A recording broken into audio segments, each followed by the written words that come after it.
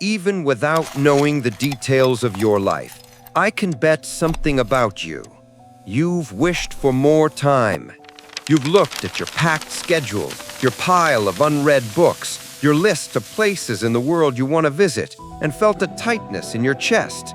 That chill down your spine, knowing that time is slipping through your fingers, drop by drop, irretrievably. It's a universal feeling, almost a human trauma, the acute awareness that we are finite.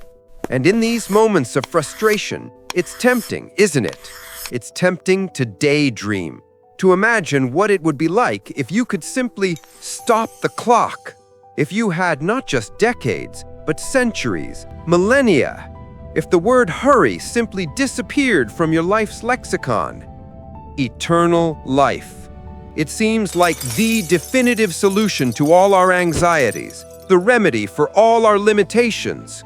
But what if I told you that this desire, so deep and so human, hides a trap?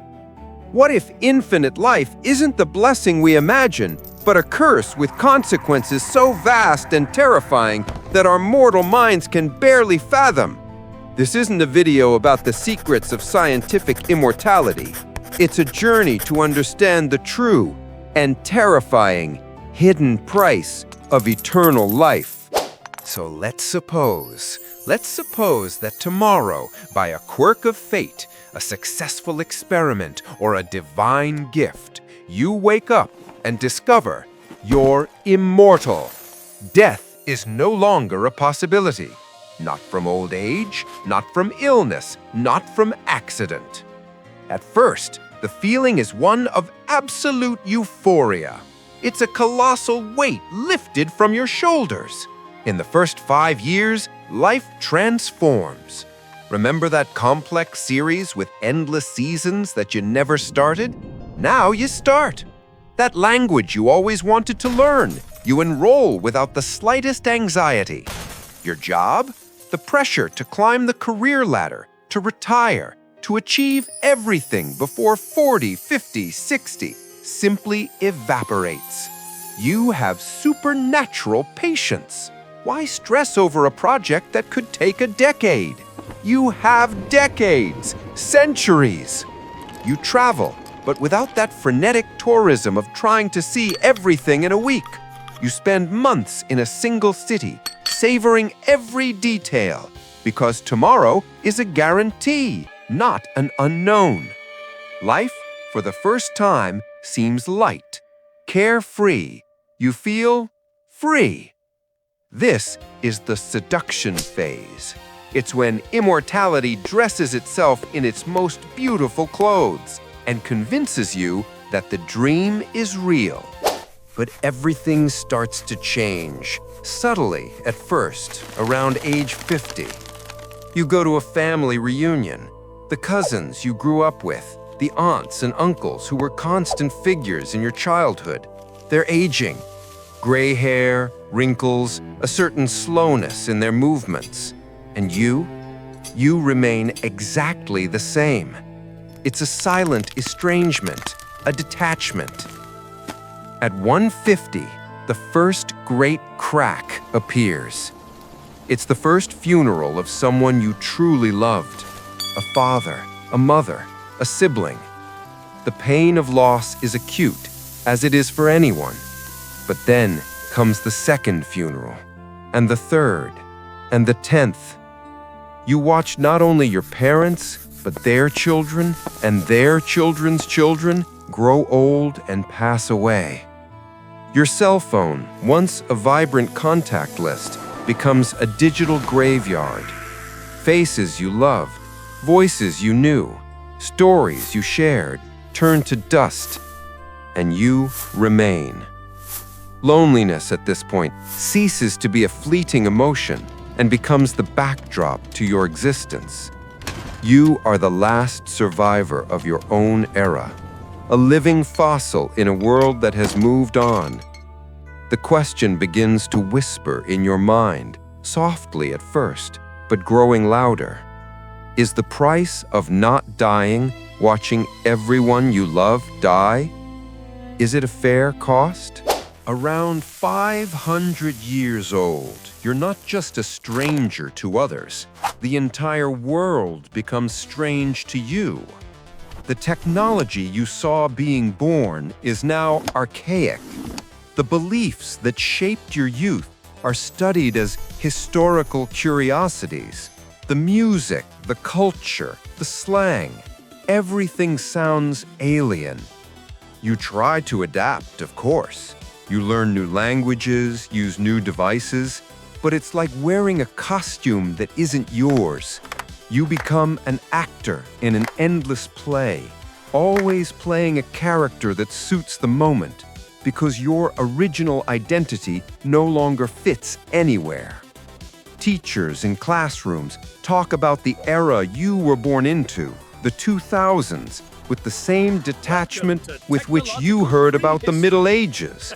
And no one, absolutely no one, believes you when you say you were there, that you felt the heat of that time, that you remember. Your vast knowledge, accumulated over centuries, is useless. It's like trying to use a 500-year-old map to navigate a modern city. The streets have the same names, but nothing is in the same place anymore. Immortality isn't just about living forever. It's about being condemned to be an eternal tourist, a specter displaced in time, never finding a home. Fast forward 50 million years into the future. The Earth you knew is gone. The shores you swam have been swallowed by the sea. The mountains you climbed have been eroded into hills. The continents have shifted, merging into new, unrecognizable land masses. You are now a space traveler, living in colonies on Mars or in orbital outposts. And then comes the day, around 1 billion years from now, when you bid your final farewell to Earth. The aging sun has grown brighter. The planet is an inhospitable greenhouse. The oceans have evaporated. The atmosphere a poisonous cocktail. It is the official end of life on your home planet. And you are there. You who played in parks, who loved, who cried, who lived a full human life on that world, are the last witness to its final agony. It is a mourning on an inhuman scale. You are not just losing a place, you are losing the concept of home. Everything familiar, everything that was their origin is gone. And the price of eternal life reveals itself as a sentence. The sentence of being the living memory of everything that was and will never be again. Now, the journey becomes truly terrifying. 100 trillion years into the future. The age of stars has come to an end. The last red dwarf consumes its fuel and fades away. The universe enters its degenerate age. All that remains are the stellar corpses, cold white dwarfs, neutron stars, and black holes. The darkness is nearly total. Only occasional collisions between these cosmic remains generate a fleeting flash of light, a brief sigh of illumination in an ocean of infinite darkness. You wander alone. There is nowhere left to go, nothing left to see.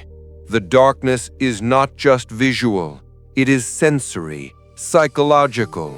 There is no sound, no heat, no life. At 10 to the 100th power, a number so large it has no name, even black holes, the most resilient structures in the cosmos, begin to evaporate from Hawking radiation. They emit their last photons. They are the last particles of light you will ever see. And then silence. Total, permanent darkness. The universe has reached its heat death, the state of maximum entropy. There is no more energy to be harnessed, no more change, nothing, except you. You float in a vacuum, in absolute darkness, in perfect silence. Your mind, which once worried about bills and what to have for dinner, is now the only conscious thing in a dead cosmos. The loneliness is so absolute that it ceases to be an emotion and becomes the fundamental state of your existence. The hidden price was not just watching your loved ones die or your world die, but witnessing the death of reality itself.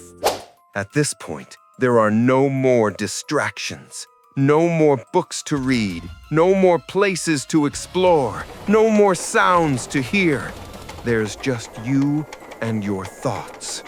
And the question you've avoided for trillions of years finally arises, not as a whisper, but as a deafening scream in the silence of your mind. Why? What's the point of having seen it all, of having accumulated all this knowledge, all this experience, if there's no one to share it with, if there's no more beauty to witness? Eternal life, you realize, wasn't a victory over death. It was a defeat for meaning. Death is what gives shape, urgency, and value to life. It's the deadline that makes us work. It's the end of the book that makes the story exciting. Without it, life becomes an endless meeting without a point, a song that never resolves, a painting without a frame. Immortality is the curse of being condemned to read the same sentence endlessly until it loses all meaning. The hidden price is not the time you have, but everything that this infinite time steals from you. The preciousness of the moment, the pain that gives texture to love, the urgency that gives flavor to conquest, and finally, the very meaning of existence. So, the next time you look at the clock and feel that chill down your spine, that yearning for more time, I want you to remember this journey. Remember that the beauty of the flower lies in its fragility, in the fact that it wilts. The beauty of the sunset lies in the fact that it ends. And the profound, moving, and extraordinary beauty of your life lies precisely in the fact that it will one day end.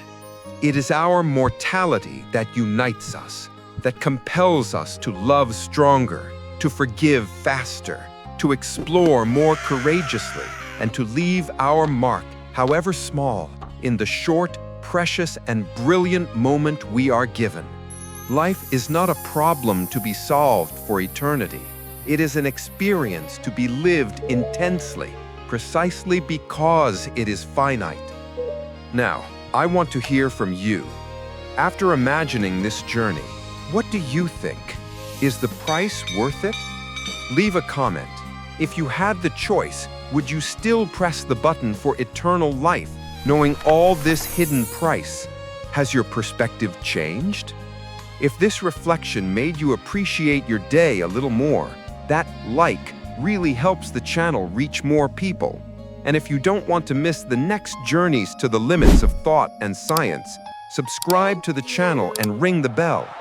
Because here, we explore the biggest questions, not to provide easy answers, but to appreciate the incredible complexity of being alive, here and now. Thank you very much, and until next time.